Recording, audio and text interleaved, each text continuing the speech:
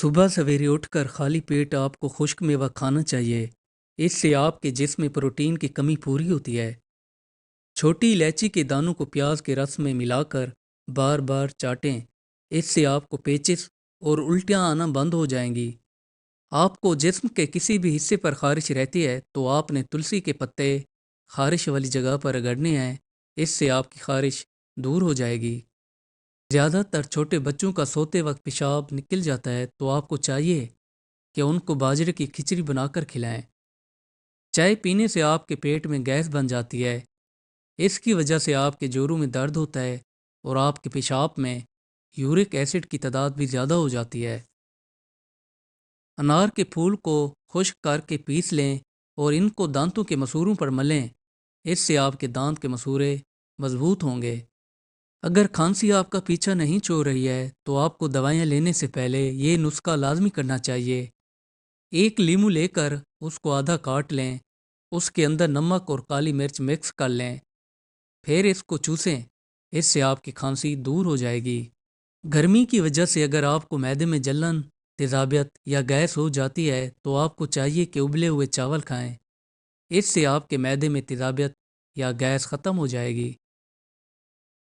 سیب زیادہ کھانے سے آپ کی قوت مدافعت میں اضافہ ہو جاتا ہے اور آپ کے جسم کو طاقت ملتی ہے۔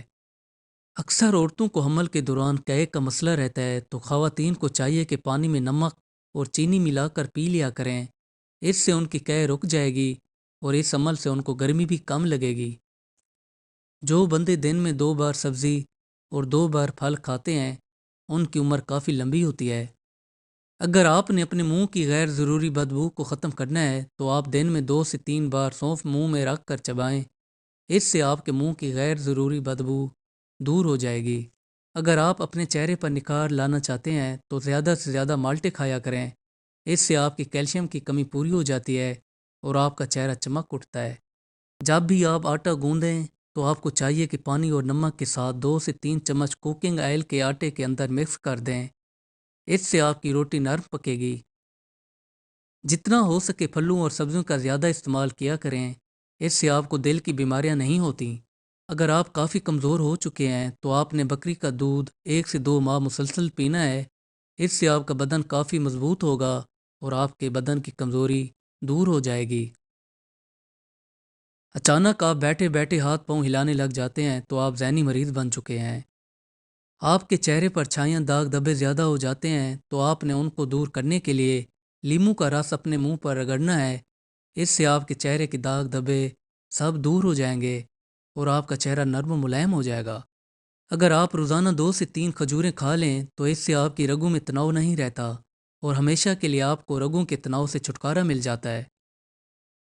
خون کی کمی کو پورا کرنے کے لیے گاجر اور مالٹے کا جوس پیا کریں۔ اس سے آپ کی خون کی کمی کو پورا ہونے میں کافی مدد ملے گی۔ اگر آپ کو قبض تنگ کر رہی ہے تو آپ نے 2 سے 3 چمچ دیسی گھی ملا کر پینے ہیں۔ اس سے آپ کو قبض سے افاقہ ہوگا۔ رات کو سوتے وقت یا صبح اٹھ کر سردیوں کے موسم میں دودھ کے اندر 4-5 کھجور ملا کر اس کو پیا جائے تو جسم سردی سے محفوظ رہتا ہے۔ آپ کا چہرہ کالا ہو جاتا ہے تو آپ نے چقندر کا حلوہ بنا کر کھانا ہے۔ اس سے آپ کا چہرہ سرخی نما چمکدار بن جائے گا اور ساتھ ہی چقندر کا جوس پینے سے آپ کے خون کی کمی بھی پوری ہو جاتی ہے۔ اگر آپ کو پٹھوں کی کمزوری زیادہ رہتی ہے تو آپ کو چاہیے کہ ناشتے میں 2 انڈے کھا لیا کریں۔ اس سے آپ کے پٹھوں کی کمزوری دور ہو جائے گی۔ اگر پیاز کو کوٹ کر سونگھ لیا جائے تو اس عمل سے آپ کا سر درد ختم ہو جائے گا۔ اگر آپ کے جسم میں خشکی زیادہ رہتی ہے تو آپ کو چاہیے کہ ناشپاتی کھایا کریں۔ اس سے آپ کے جسم میں خشکی دور ہو جائے گی۔